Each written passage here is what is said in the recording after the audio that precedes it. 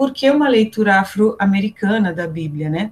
Aí, para responder isso, vou trazer 2 exemplos, gente, de 2 pessoas, alguns vão gostar de um, de outro vão gostar ou não, que são assim, se você não gosta, pelo menos você conhece do mundo cristão, né?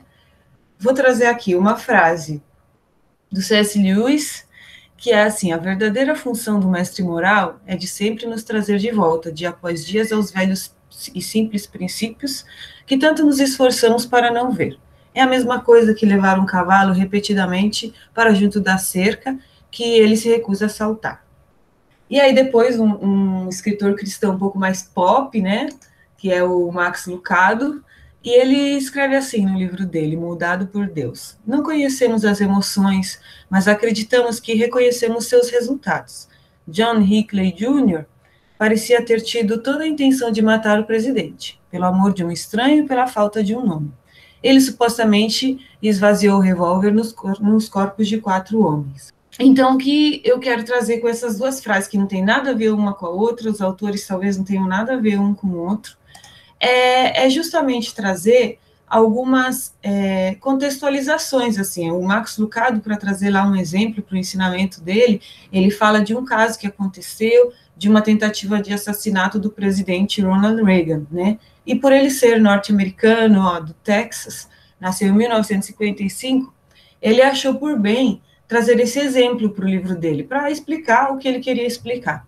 Assim como o C.S. Lewis, do Reino Unido, né, que já é falecido, que viveu na época das guerras mundiais, viveu em um mundo completamente diferente do nosso, ele também traz, então eles trazem aqui, ó, esses 2 exemplos, e eu queria que você respondesse para você mesmo: quantos de vocês já tentaram fazer um cavalo pular a cerca?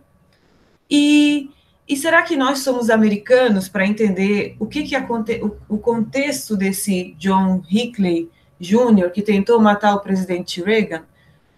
Muitos de nós nunca tivemos contato dessa forma com cavalos, e não somos norte-americanos. Mas a gente, eu digo como o mundo cristão como um todo, lê e relê esses autores repetidamente, e mesmo não tendo familiaridade com muitos dos contextos que eles trazem, a gente aprende com eles, de uma forma ou de outra.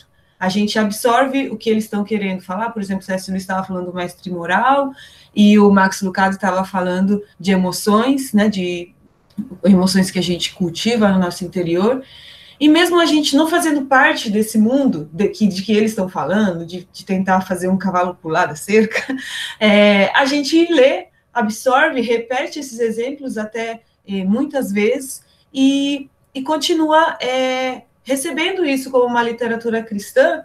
E eu trouxe exemplos bem simples, assim, bem claros, para mostrar que mesmo nisso, que nem é uma interpretação bíblica, que é o que a gente vai trazer hoje, a gente não tem textos, livros de autores cristãos que sejam neutros de suas influências culturais, do lugar, do país, da época em que eles estão inseridos. O que a gente vai fazer hoje é tentar entender quais contribuições a tradição eclesiológica afro-americana pode trazer para nós cristãos também, para entender que, tipo, mesmo em uma leitura rápida, você pode encontrar referências culturais e contextos até estranhos ao nosso, mas a gente continua lendo, a gente não fala, não vou ler porque eu não tenho cavalo, não vou aprender isso daí que o C.S. Lewis está me falando, sabe?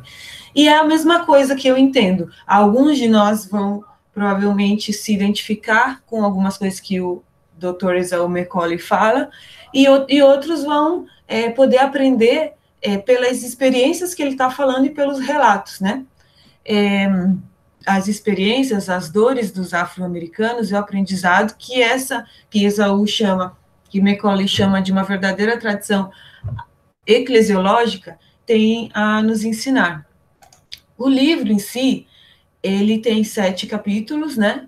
E então, assim, eu teria que fazer, assim, falar de uma maneira muito rápida e pouco extensa para tratar do livro todo.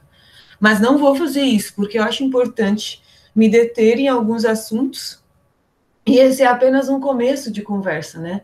E só para vocês, então, verem aí a tradução dos capítulos em uma tradução livre, tá? Porque o livro é em inglês.